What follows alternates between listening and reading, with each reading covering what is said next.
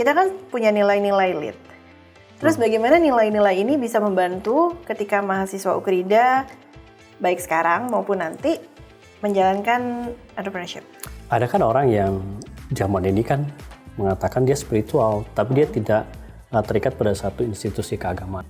Terus bagaimana dengan orang-orang yang katanya misalkan New Age gitu ya Pak? Mereka kan tidak terkait dengan institusi apapun, tidak mengaku bahwa mereka agama apapun gitu, tapi mungkin seseorang yang seperti agnostik. Nilai yang dimiliki ini, yang Ukrida miliki ini kan sifatnya general dan bisa diterapkan di semua bidang sebetulnya. Tapi kalau ini diterapkan dalam dunia usaha, ini akan melahirkan wirausahawan yang mempunyai nilai spiritualitas yang tinggi.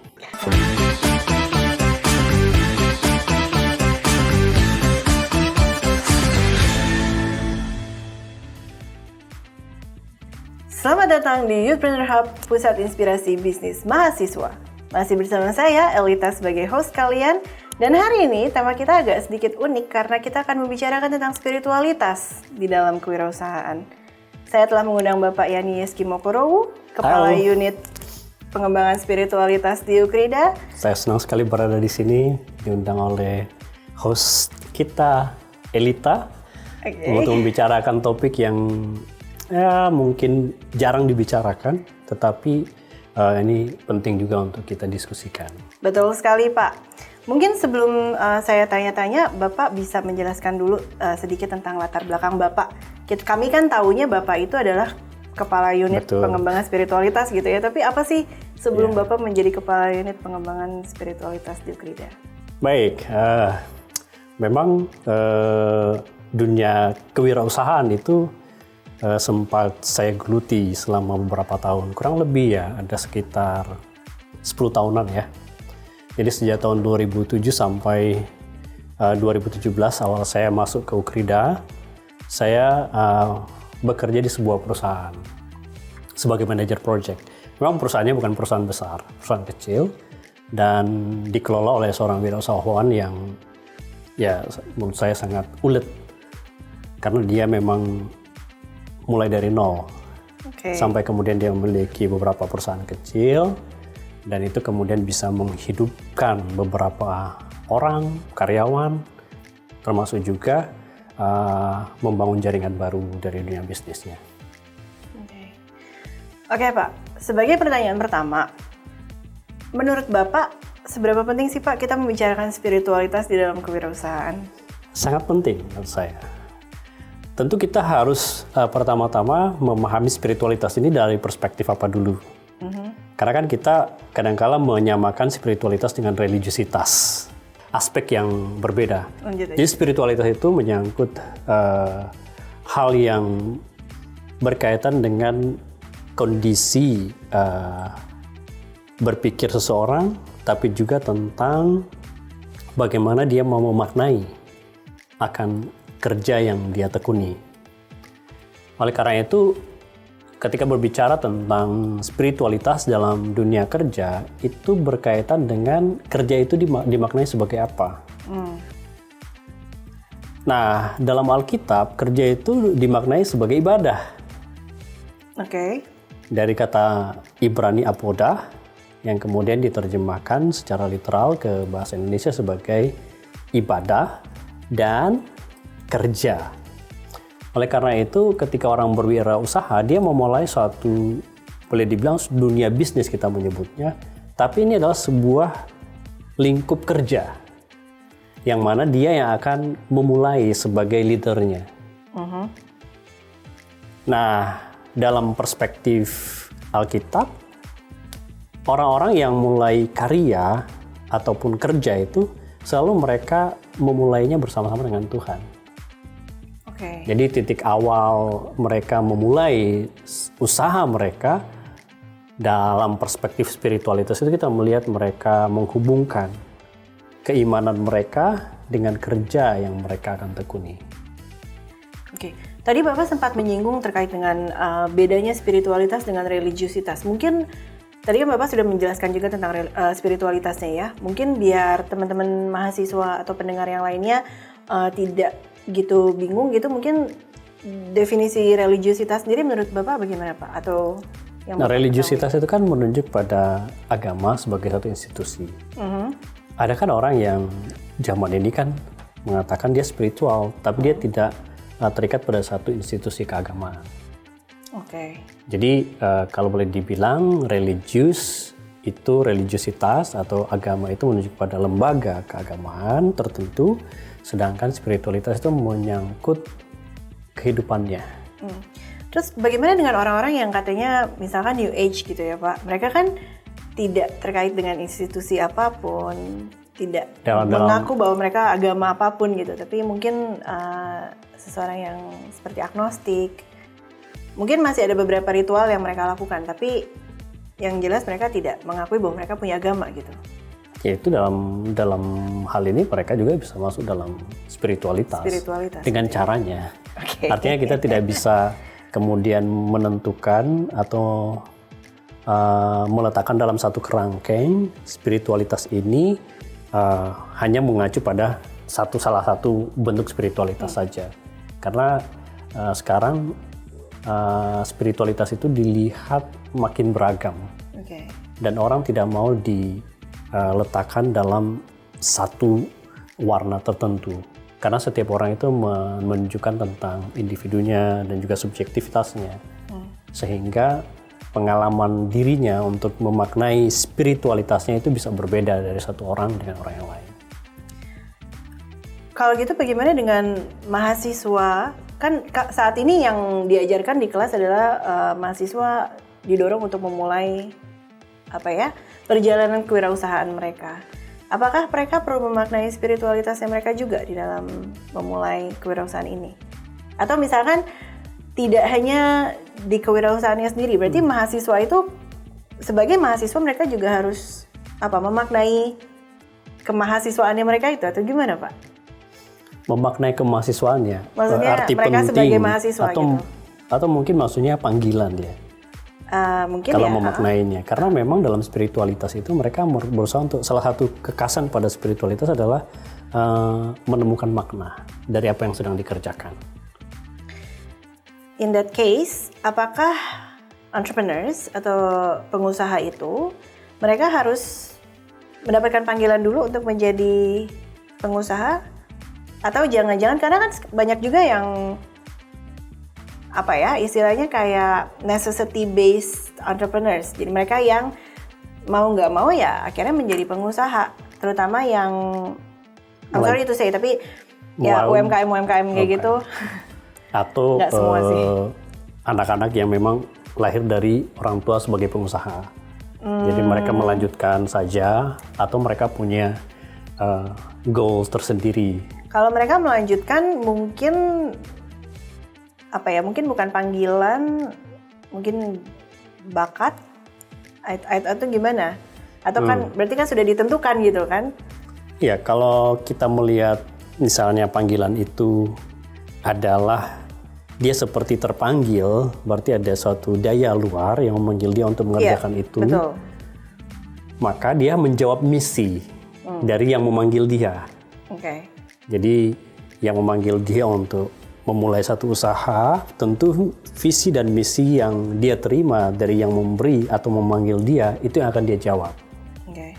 Tetapi kalau misalnya dia meneruskan apa yang sudah dikerjakan oleh orang tua, apakah itu panggilan atau tidak? Tentu itu kan dia masih meneruskan panggilan yang diterima oleh orang tuanya. Karena kan agak sedikit berdebat di situ, boleh nggak Pak? Oh tentu ada boleh. Tentu boleh. Karena kan ada juga ya beberapa cerita di mana orang tuanya pengusaha tapi anaknya tidak mau melanjutkan usaha orang tuanya. Ada yang memilih untuk membuat usaha yang lain, totally different gitu ya.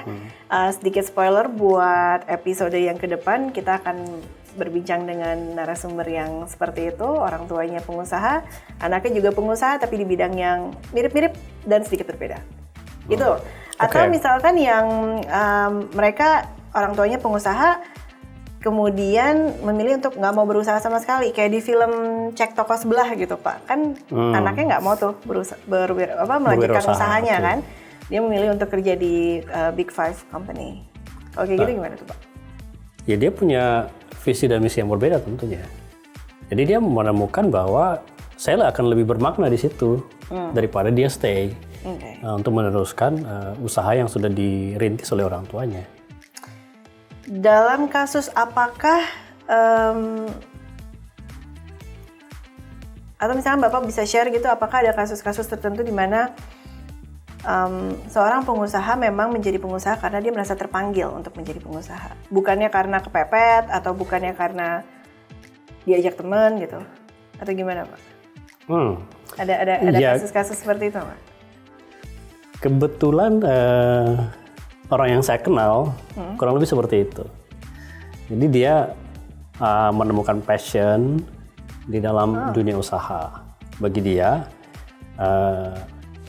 saya yang harus mendatangkan uang. Jadi bagi dia yang harus dalam tanda petik mendatangkan uang, bukan meminta uang. Jadi mendatangkan uang, bukan meminta.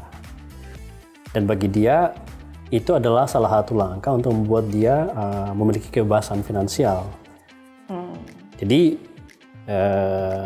dari diskusi saya dengan orang ini, kebebasan finansial yang dia maksud adalah ketika dia memulai entrepreneurship, maka uang itu bukan tujuan sebetulnya. Jadi tujuannya adalah mengembangkan dunia bisnis dan uang akan datang dengan sendirinya. Interesting. Jadi bukan uang, bukan money oriented. Tapi bagi dia semakin bagus, semakin besar dunia usaha yang dia geluti, uang itu nggak usah dicari, akan datang dengan sendirinya. Ini nggak bisa spill ya Pak orangnya? Ya enggak lah. Produknya? atau bidang usahanya deh? Bidang usahanya dia bergerak di bidang jasa, kemudian seiring dengan waktu dia mulai merambah yang lain-lain lagi, bahkan termasuk agriculture. I see. Pertanyaan selanjutnya Pak, kalau untuk mahasiswa Ukrida nih ya, kita kan punya nilai-nilai LEAD. Terus bagaimana nilai-nilai ini bisa membantu ketika mahasiswa Ukrida baik sekarang maupun nanti menjalankan entrepreneurship? Tentu kita berbicara tentang LEAD ya, Loving, Enlightening, Advance, and Determining. Nah, ketika ini dirumuskan, tentu kita harus melihat bahwa ini dari perspektif spiritualitas Kristen. Dari spiritualitas Kristen yang dirumuskan dari pemahaman Alkitabiah. Tentu hal ini perlu dilihat sebagai pemaknaan juga Ukrida dalam bagaimana Ukrida memahami spiritualitasnya. Jadi bagaimana mahasiswa menangkap nilai itu? Justru nilai Loving, Enlightening, Advance, dan Determined ini adalah nilai-nilai yang harus dimiliki oleh mahasiswa. Bukan hanya ketika mereka berwirausaha. Tentu kalau mereka memaknai itu dalam dunia wirausaha, itu akan sangat baik. Sangat baik.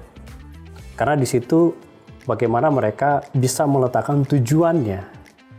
Tujuannya dalam bidang yang dia tekuni atau dalam wirausaha yang dia tekuni dengan menanamkan nilai compassion misalnya dari Loving itu. Kemudian nilai daya tahan dari Determined itu. Kemudian dia bisa menjadi orang yang menginspirasi. Kemudian orang yang bisa bekerja selangkah lebih maju daripada yang lain. Artinya sangat progresif. Ada satu buku yang buku sudah lama, penulisnya adalah Max Weber, The Protestant Ethic and the Spirit of Capitalism.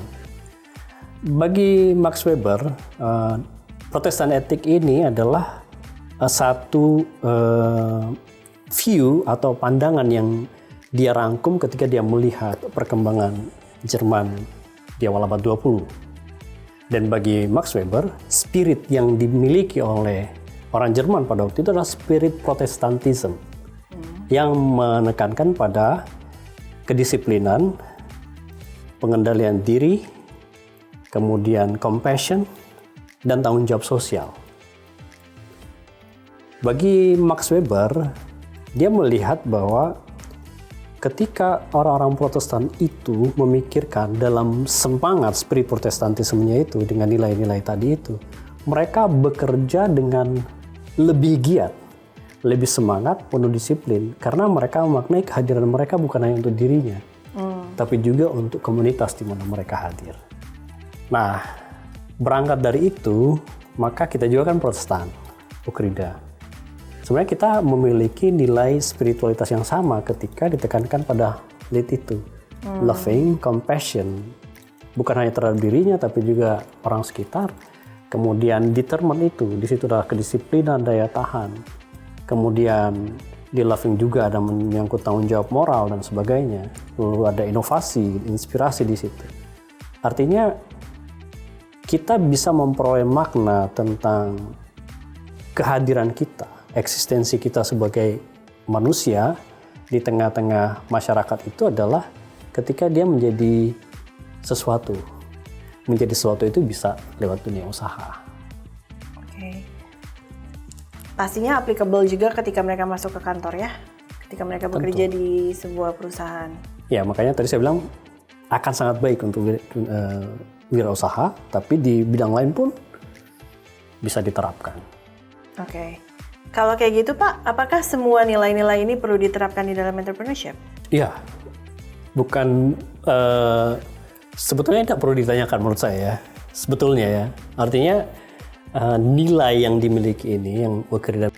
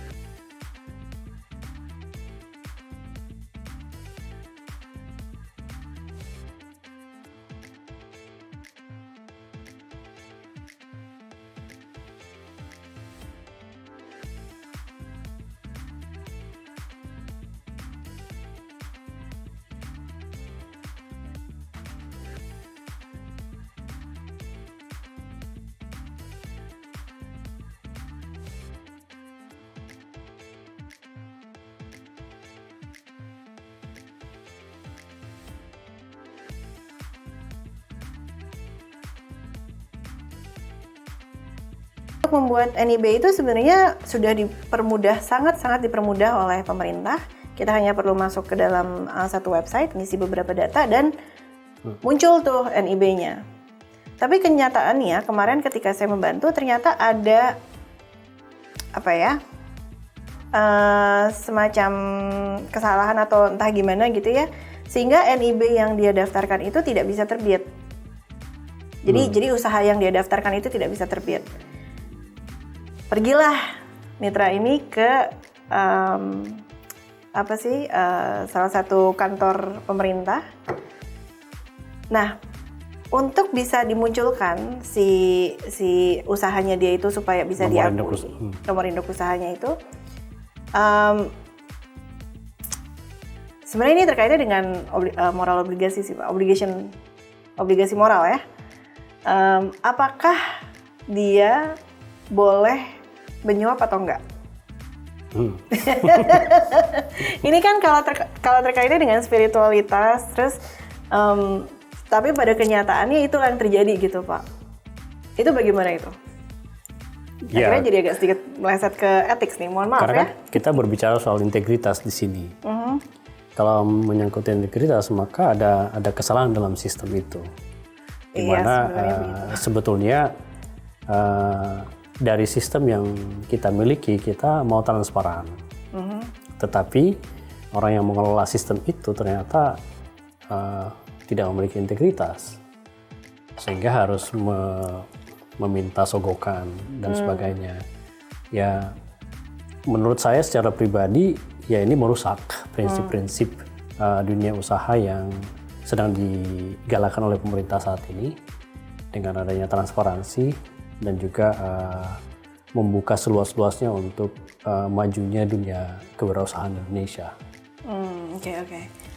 Oke, ini mungkin dalam kasus entah mismanagement atau memang ya ada sedikit cacat lah di situ. Tapi ada lagi nih Pak, misalkan ini baru saja terjadi dan bukannya baru terjadi ya, mungkin ini sudah lama terjadi, tapi lagi sedikit seru dibahas oleh beberapa dosen internal. Jadi ada tanda kutip pengusaha yang menawarkan ijazah ukrida. Kalau kayak gitu spiritualitasnya bagaimana tuh Pak? Kira-kira Pak? Ini kan jelas pasti hasilnya yang... Saya kira Anda bisa jawab sendiri. Anda bisa jawab sendiri rasanya. Karena itu kan kita udah tahu lah bahwa itu bukan jalan yang baik untuk kita ambil. Betul-betul. Nah memang kalau udah berbicara tentang moralitas, etika, kemudian soal integritas, tanggung jawab, itu kan akan kembali pada person ya, pada individu. Ya, artinya nilai-nilai yang dimiliki oleh orang-orang yang melakukan hal-hal itu masih jauh lah dari nilai-nilai yang diharapkan sebagai orang yang memiliki spiritualitas yang baik. Okay. Dalam contoh apa seseorang menunjukkan spiritualitas mereka ketika mereka menjalankan suatu usaha? Secara sederhana kita bisa mengatakan bahwa segenap usaha yang dilakukan, yang diawali dengan nilai-nilai baik, artinya di situ dia meletakkan, misalnya kita bicara tentang nilai Kriyada tadi ada nilai loving compassion di situ, kemudian ada determined di situ, ada inovasi, ada inspirasi. Maka nilai-nilai ini kalau orang memulai bersama-sama dengan memegang pada nilai-nilai ini, maka niscaya dia menunjukkan citra diri yang memiliki spiritualitas yang baik.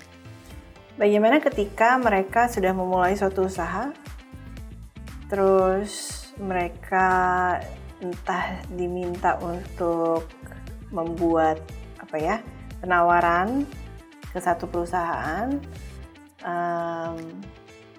mungkin atau misalkan gimana ya, kayak markup maksudnya.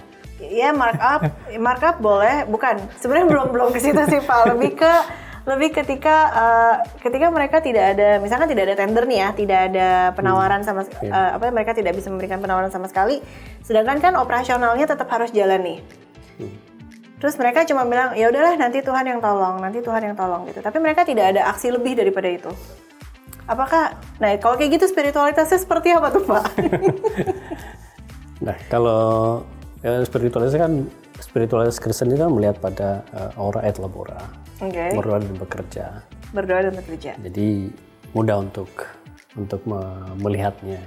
Artinya kita tidak diminta hanya berdoa saja, tapi juga kan kita harus bekerja. Kemudian dari setiap usaha itu kan kita kan nggak tahu bagaimana setiap orang dalam dunia usahanya. Tapi yang kita yakini bahwa ketika kita melakukan itu bersama-sama dengan Tuhan, kita melibatkan Tuhan dalam perjalanan itu, maka kita juga harus bersedia untuk dibentuk dalam proses dunia kewirausahaan yang sedang kita jalani. Artinya proses yang pembentukan yang dijalani oleh setiap orang akan berbeda satu orang. Termasuk kegagalan-kegagalannya, termasuk ditipunya. Saya pikir Anda sudah tahu bahwa dalam dunia usaha kan gagal, ditipu, kemudian itu kan bagian dari perjalanan, part of the journey lah. Yes, of course. Oke, ini pertanyaannya agak menarik nih yang kali ini. Apakah semakin spiritual seseorang, semakin sukses bisnis yang dia jalankan? Oke, ini pertanyaan. Ada jaminannya nggak? Masalahnya meminta jaminan kepada siapa? Artinya kalau kita melihat dari kisah-kisah Alkitab, kita melihat bagaimana orang-orang yang berjalan bersama-sama dengan Tuhan dalam usaha mereka itu mengalami naik turun juga. Dan kita juga perlu mendefinisikan apa itu kesuksesan. Oke. Karena misalnya contoh, ketika Ayub dikisahkan dalam kitab Ayub misalnya, dia diceritakan sukses, berhasil dengan segala kekayaannya, dengan punya banyak hamba atau budak, dengan hewan ternak yang melimpah, kemudian itu hilang. Apakah ketika itu hilang dia gagal? Jadi spiritualitas. Dia gagal atau tidak sukses? Istrinya bilang begitu, malah ditinggalin kan? Ya istrinya bilang kan begitu. Artinya dari perspektif istrinya, kejatuhan Ayub itu adalah kegagalannya. Tetapi dari perspektif spiritualitas itu adalah awal. Awal dari perjalanan Ayub yang sungguh-sungguh luar biasa. Jadi tergantung kita mulai dari mana. Tapi kalau kita ngomonginnya bisnis, Pak, itu kan biasanya sudah ada patokan-patokan. Kita punya yang namanya KPIs, Key Performance Indicators. Terus kita punya valuation gitu. Bagaimana kita mengukur suatu kesuksesan bisnis kan itu udah ada. Dari profit kan. Ya, oke. Ya kan profit ataupun capital capital return yang diperoleh setelah kita melakukan usaha. Yep. Itu akan berbeda dari satu pengusaha dengan pengusaha yang lain. Tergantung dia mengambil marginnya berapa dari profitnya dia. Karena kan ada orang yang merasa ya 2% it's more than enough. Mungkin kita bilang 2% itu kecil.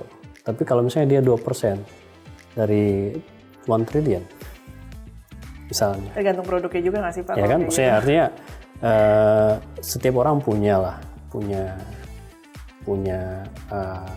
konsep keuntungan seberapa besar atau seberapa kecil atau seberapa maksimal, seberapa minimal yang mereka harus peroleh. Tetapi yang jelas bahwa dunia usaha itu kan mau mencari keuntungan. Karena kan keuntungan ini akan juga membiayai seluruh operasional kerjanya. Tetapi kalau kita membaca literatur tentang spiritualitas dan dunia usaha, para pengusaha yang memang mendekatkan dirinya dengan Tuhan, mereka juga mempunyai tanggung jawab sosial. Jadi dari keuntungan yang mereka peroleh, mereka juga membagikan buat masyarakat. Artinya ada hal-hal yang mereka berikan, mereka bagikan. Ya itu kan boleh dibilang sebagai bentuk mereka berkorban, mempersembahkan korban bagi Tuhan. Kesuksesan kan dengan spiritualitas kan saya jelaskan Ayub itu. Terus kalau misalnya saya jelaskan tentang Yesus misalnya. Yesus adalah dalam perspektif Kristen kita menyebut dia sebagai Tuhan, Allah, pemilik segala sesuatu. Tapi ketika dia datang sebagai manusia, dia mengosongkan dirinya. Mengosongkan dirinya. Apakah itu kesuksesan atau kegagalan gitu loh. Bahkan dia menjadi seorang tukang kayu, anak dari seorang tukang kayu. Bagaimana mahasiswa Ukrida ketika mereka memulai usaha ataupun ketika mereka mulai bekerja, bahkan sebagai mahasiswa saat ini pun mereka bisa memaknai spiritualitas mereka Pak, atau mempraktekkan spiritualitas mereka? Rasanya dari perbincangan kita di awal, itu sudah ada insight-insight ya dari beberapa bagiannya. Tentu ketika mereka mulai, mereka kan sudah dibekali dengan value apa yang mereka miliki. Kalau Ukrida tentu lead itu adalah value yang mereka harus miliki. Tentu juga kita mengajarkan tentang pentingnya membangun relasi dengan Tuhan. Artinya kita memulai bersama-sama dengan Tuhan untuk hal apapun yang dikerjakan, termasuk dalam dunia usaha itu. Tentu yang dipikirkan adalah ketika mulai wirausaha tentu adalah keuntungan. Tetapi perlu diperhatikan bahwa keuntungan bukan satu-satunya tujuan. Bisa jadi ada tujuan yang lebih besar dari sekedar itu. Memang bisa jadi jalannya di situ. Tetapi di ujung jalan kita nggak tahu. Yang penting kalau mau mulailah dengan berani bersama-sama dengan Tuhan. Ya, dari perspektif itu maka ketika mengalami kegagalan ataupun mengalami sukses yang luar biasa, selalu tetap melibatkan Tuhan. untuk supaya membuat kita tetap selalu mawas diri dan selalu awas untuk melihat pada apa sih yang menjadi panggilan kita dan bagaimana kita memberi makna terhadap perjalanan kehidupannya. Oke Pak, ini menarik banget sebenarnya kalau kita membicarakan spiritualitas, tapi memang cukup luas ya. Maksudnya tidak hanya untuk kewirausahaan aja, tapi mahasiswa pun ketika mereka masih menjadi mahasiswa, bahkan ketika mereka sudah bekerja nanti, harus ada nilai-nilai yang mereka bawa dan mereka harus bisa memaknai apa yang mereka lakukan begitu ya Pak ya? Iya. Baik, mungkin untuk episode kali ini segitu dulu. Dari Bapak, apakah ada closing statement Pak? Closing statement dari saya terkait spiritualitas, tentu nilai yang kita miliki itu, karena ini buat youth, buat mahasiswa, perdalam lagi pemahaman tentang lead, loving, enlightening, advance, dan determined. Karena dalam nilai-nilai ini sebenarnya di dalamnya terdapat kekuatan nilai-nilai spiritualitas yang bisa membantu teman-teman dalam mengembangkan diri di seluruh bidang atau area yang kalian pilih. Apalagi itu ketika berbicara tentang kewirausahaan. Ya, baiklah Pak. Kalau gitu terima kasih sekali untuk waktunya Bapak. Sama-sama, kita say goodbye Elita. dulu buat teman-teman yang di nonton Youthpreneur Hub.